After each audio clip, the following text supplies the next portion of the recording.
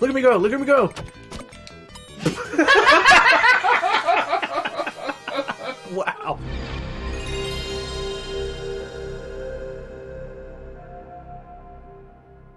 Let's finish things up here with the few games that Micronics made for Mega Drive and Super Famicom. Let's start this up with this game right here. It's Atomic Robo-Kid. Look at him. You know this guy? You heard of this kid? You want to play this? Yeah, actually. Let's see what not? this Robo-Kid is like.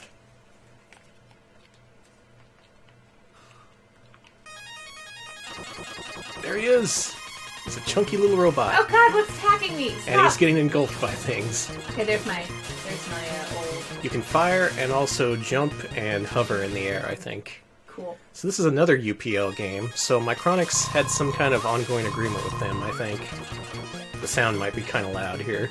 I'll get that in a sec. I gotta not die. Yeah, you got priorities. I am... Even when I'm not looking at the screen, I am very...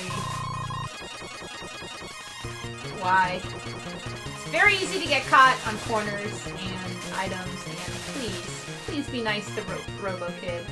Yeah, fly, kill him.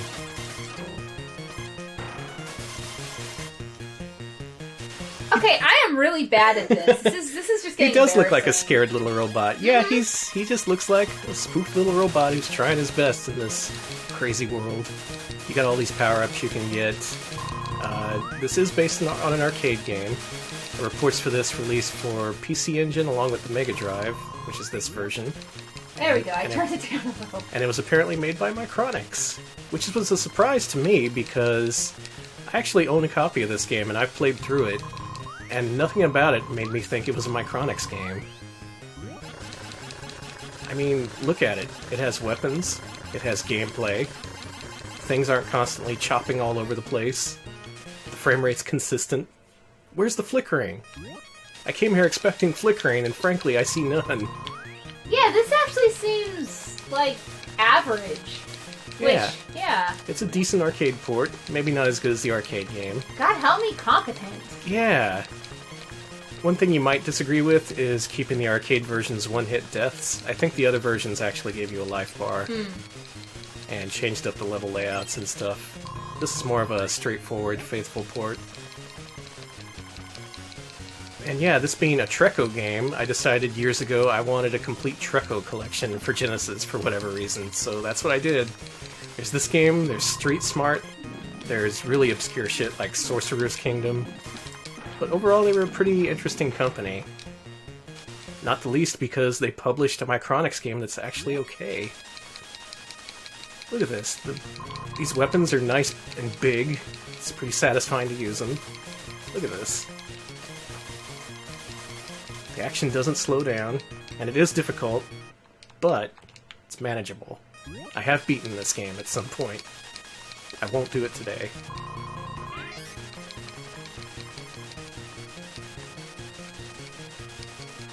But yeah, I have no issues, which is a really strange thing to say about a Micronics game, because those are nothing but issues. There, finally. This game's also much longer than you'd think. There's around a couple dozen stages, I think. I don't know about the music here, though. The music seems pretty Micronics-ish. Yeah. That might be a giveaway. Oh, damn it. Technically, this is called Minimal Tecmo. It's supposed to be like that.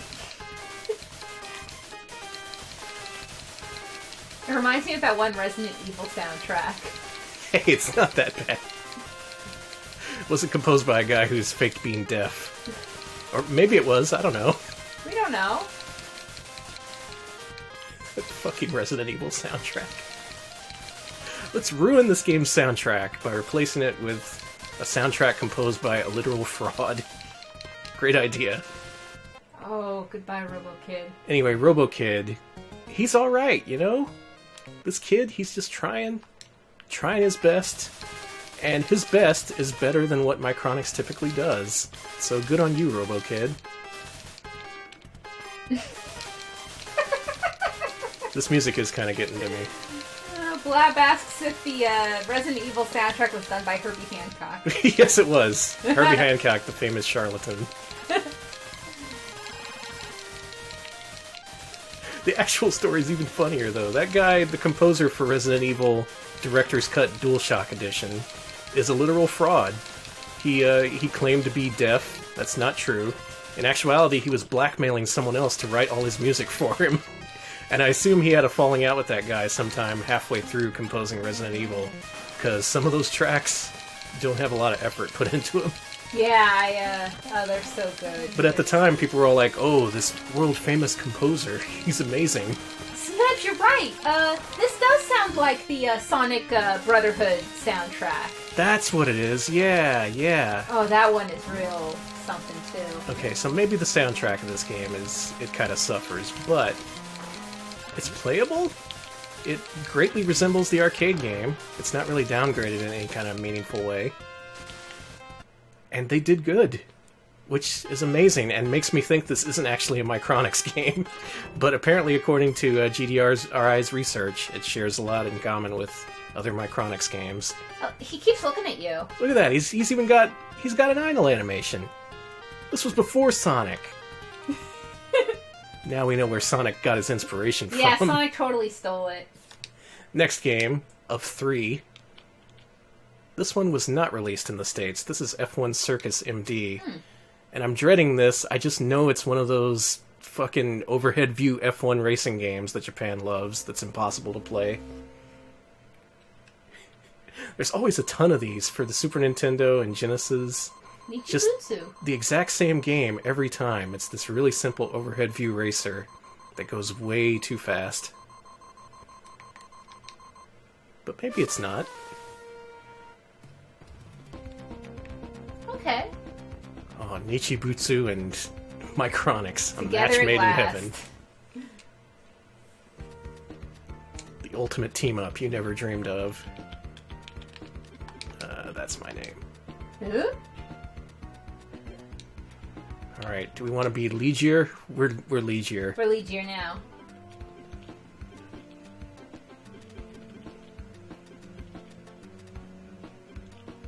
I like the way this game looks, and I really like the way it sounds. Yeah.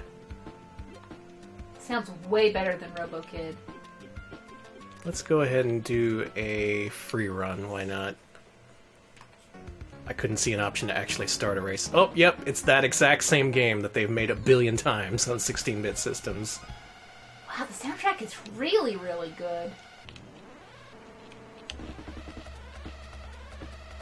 Wow, yeah, what the hell? What the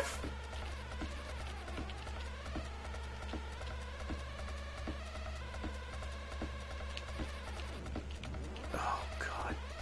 I cannot tell you how much I despise these games. I don't know why they made so many. They're all exactly the same. This is great. This music. The music, though, yeah. This is... What? This music!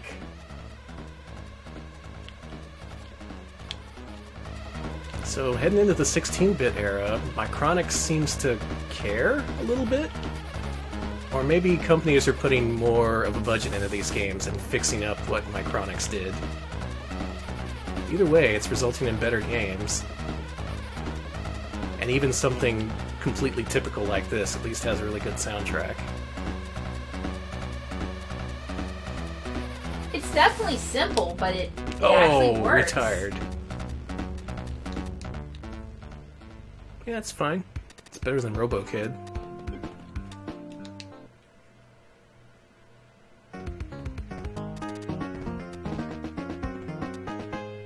I just wonder where this genre originated. Who did the first one of these games, and why did everyone else feel the need to make them as well? You can back me up here, right? You've seen like a ton of these games, right? Yeah. It's not just me. I don't just have a grudge against F1 games. I like them, but you know me. Brutal. Well, this seems to be one of those games. It doesn't seem to have anything wrong with it. This may be, I made sure this is their best game. Could be. Meanwhile, there's Super Volleyball.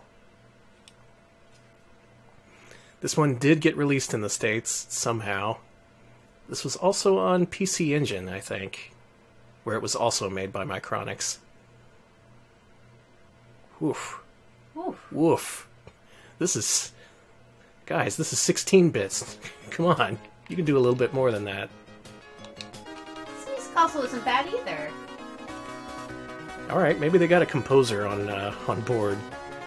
And by not bad, I'm like, it's listenable. I can put this in my ears and be like, I'm not going to die. It's not torture. Mm-hmm. Alright, first thing we're doing, we're swapping out our main guy. Tower. That's who's going to lead our team to victory.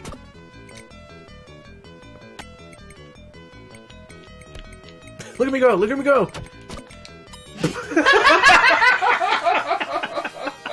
Wow.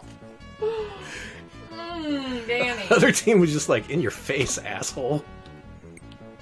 I got it, I got it! So I think this is an arcade game by... What were you doing, dude? I didn't control that. This is by Video System, the people who made Rabio Lepus, as you can see in the background. That was a shoot-'em-up where you controlled a robotic rabbit. And it's not Jumping Flash, it's before that. That game, a little bit more interesting than this one. Oh, whiff. Oof. And yet, for whatever reason, I've seen this specific kind of volleyball attempted across multiple systems, multiple games, and multiple developers. This specific game from Video System I've seen cloned a bunch of times. And I don't know why. I mean, it's fine, it works. It's just not exciting, I guess. I suppose it's playable. Again, sounds much better than anything they made in this 8-bit era. Yeah, thank God they hired better sound people. Alright, the more I play this, I'm liking it more than I gave it credit for. Bam! Okay, I'm winning now, so I like this. Alright, maybe Super Volleyball ain't so bad.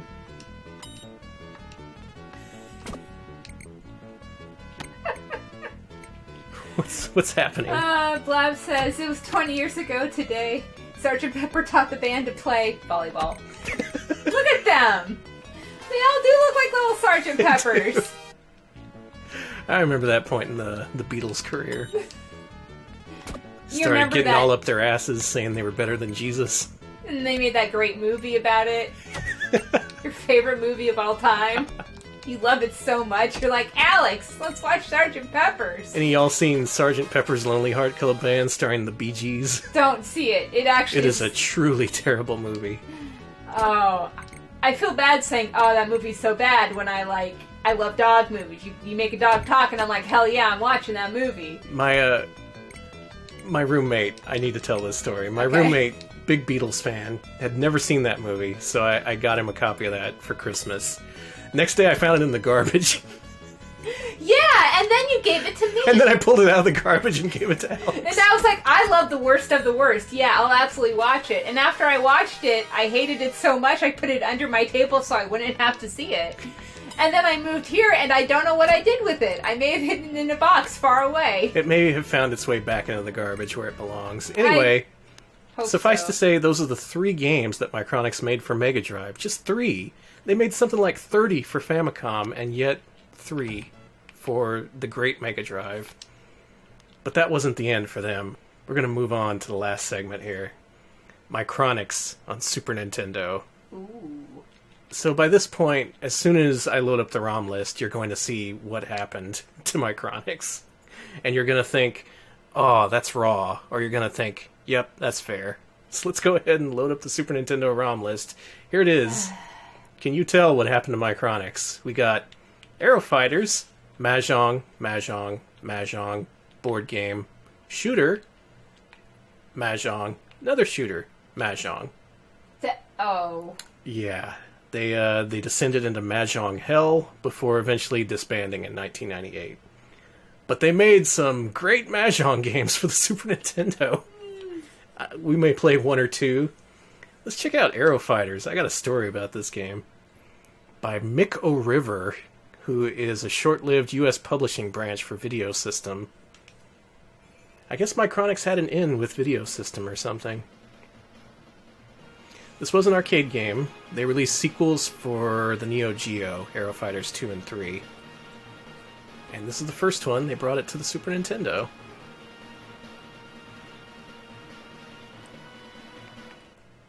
Let's go ahead and see what the gameplay is like. Mick O'River!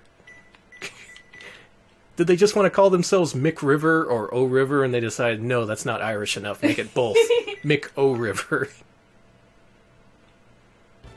So the thing about this game, maybe the rarest US-released Super Nintendo game? If not the rarest, then among the rarest. Cartridges go for over 1,000. Complete copies, multiple thousands. At least nowadays. Mm-hmm. And for what it is, it's okay. They actually did a decent job with this one. Yeah, Miko River is Micronics trying to sound... My name is Mike O'River. I am not Micronics. I'm trying to start over, okay? Trying to get a fresh start here. Yeah, Chad mentioned Mike O'River. So if anything, the animations are kind of cut down. The explosions especially seem kind of abrupt compared to the original arcade game. But it really doesn't sound as bad as the NES stuff. But it plays fine, it sounds good, and the gameplay actually goes at a decent clip. Yeah. And there's a whole bunch of bullets on screen at once. Yeah, I'm not seeing slowdown or bad flicker.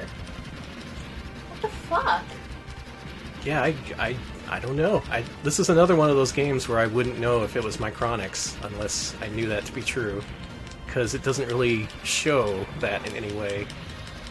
Again, where's the flicker, the jitteriness, the horrible, horrible music?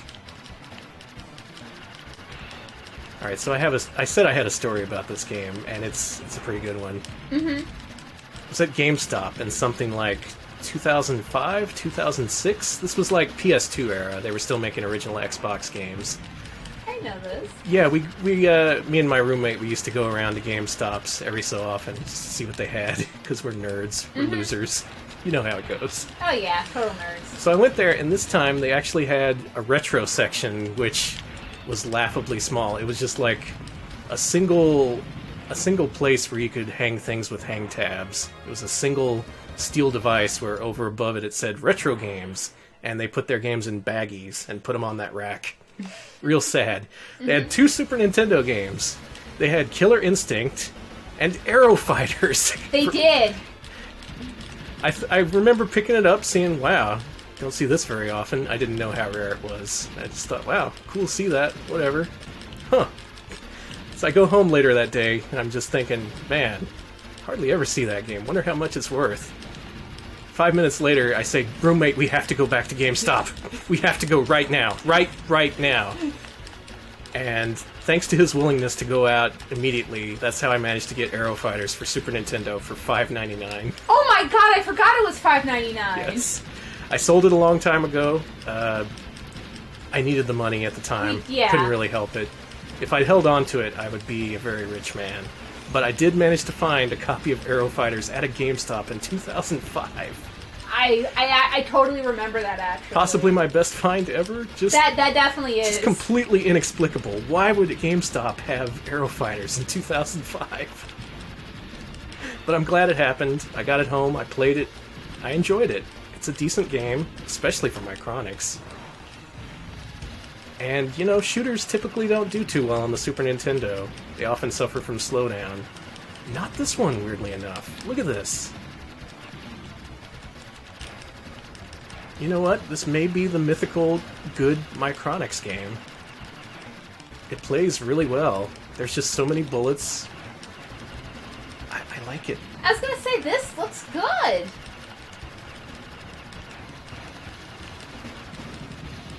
Oh, how I wish I still had that cartridge, though.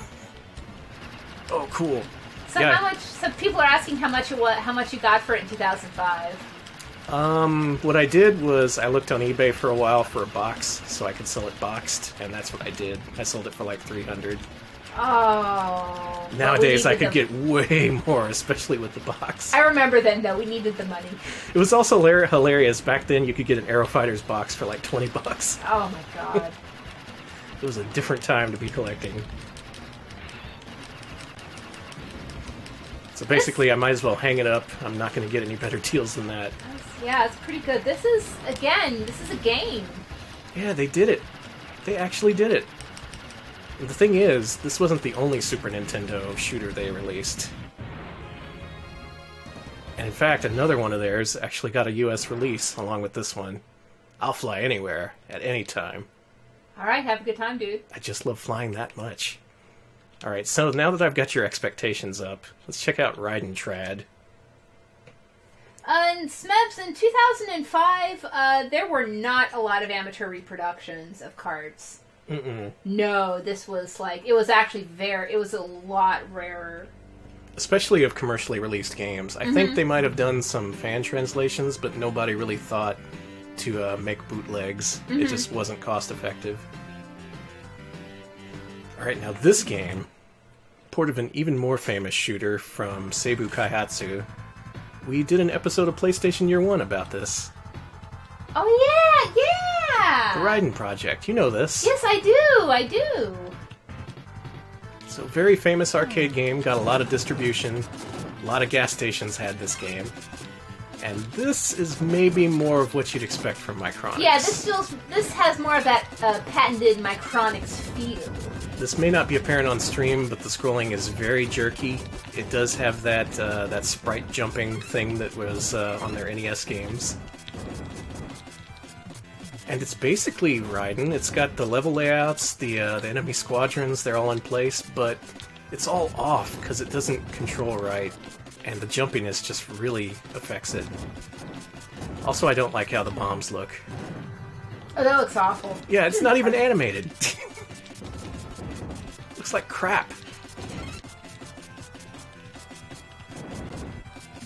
So, Danny, what is a trad?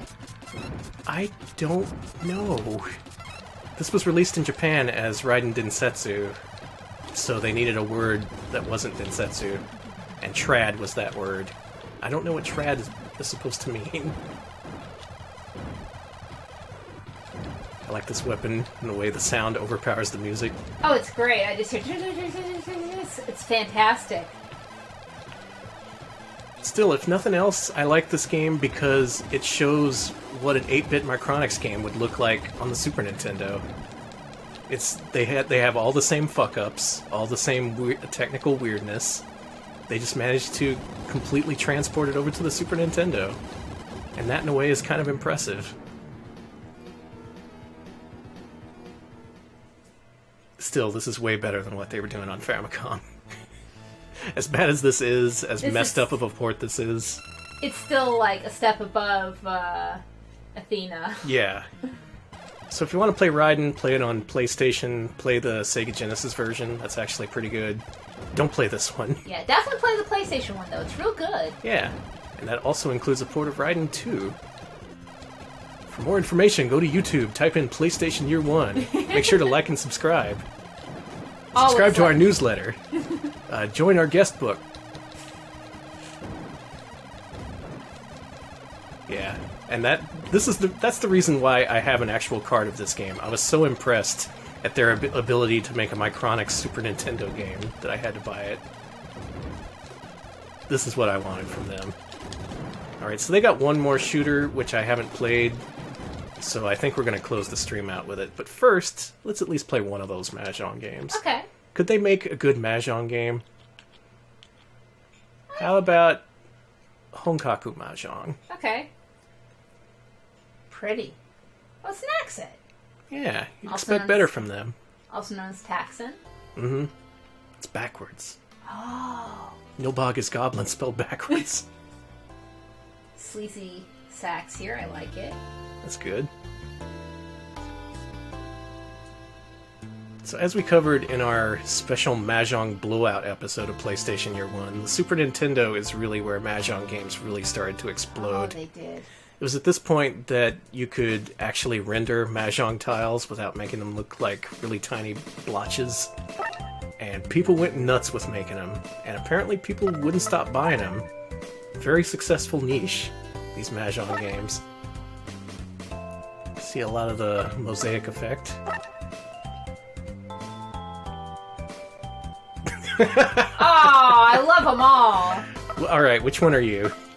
Oh my god, I wish there were more, but I love them. I like the guy on the middle row, all the way to the left, who's just kind of looking. Everyone else is kind of looking at you, but not that and not the other glasses He's guy. thinking of something. He's staring off into the distance. He's got a lot on his mind. His mind is not on Mahjong at the moment. I love him. And this guy? This just reminds me of Guess Who. It does. Is your avatar wearing glasses?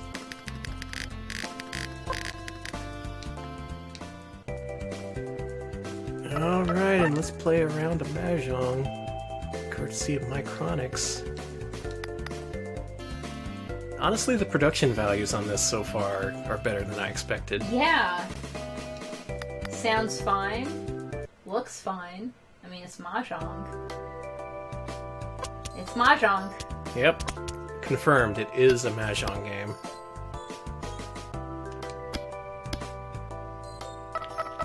Alright, let's play one hand, because I love wasting people's time. That's always good.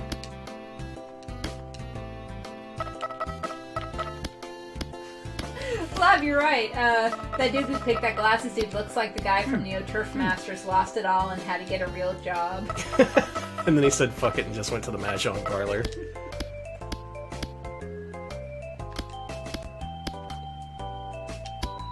Alright, so if you're unfamiliar with Mahjong, it's basically Uno. That's all I'm gonna say. Wait, for reals? Is that how it goes? No. I mean, not like Uno, but you have to match based on a variety of colors. It has similarities. You have to match up similar pieces or consecutively numbered pieces. There's resources out there if you're really interested, but I'm not going to go into it. I know nothing about Mahjong or Mahjong or... Well, if you want to see boobies and maim, you better learn Mahjong. Yeah, I know that's why you know Mahjong. Yes. Ice cold burn, and yet I can't say anything because it's true. Look, I'm saying Mahjong Banana Dream is a classic that gets unfairly maligned by today's internet critics. Here's the thing, I actually agree with you that game is weird, but great. Yeah. Don't look up Mahjong Banana Dream. Please don't. Not at work. Don't let your mom see. I don't know, I think I got a good chance on this one. Oh, no, I lose.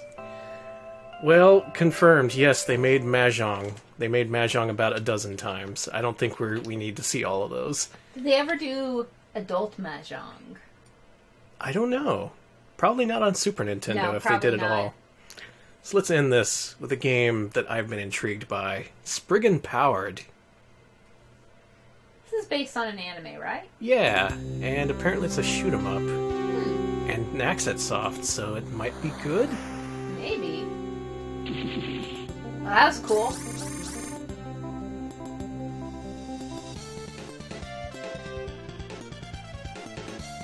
Oh, that mech's got hair. Oh, they're cool. I want my mech to have a big blonde ponytail. So everyone knows I'm serious.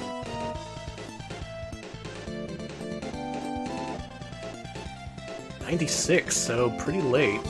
Well, here my on the mech Super is Nintendo. bald. My mech is bald to increase its power levels. I attached a giant pair of truck nuts to my my mech. Whoa, holy shit, this might be good. This looks good! What the hell? Alright, with the background they're trying some kind of axle effect. It doesn't look as good, but, you know. What? Is this good? Alright, you get a shield.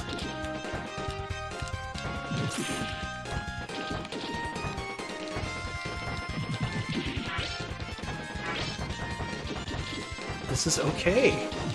This is fine. Alex, it's fine.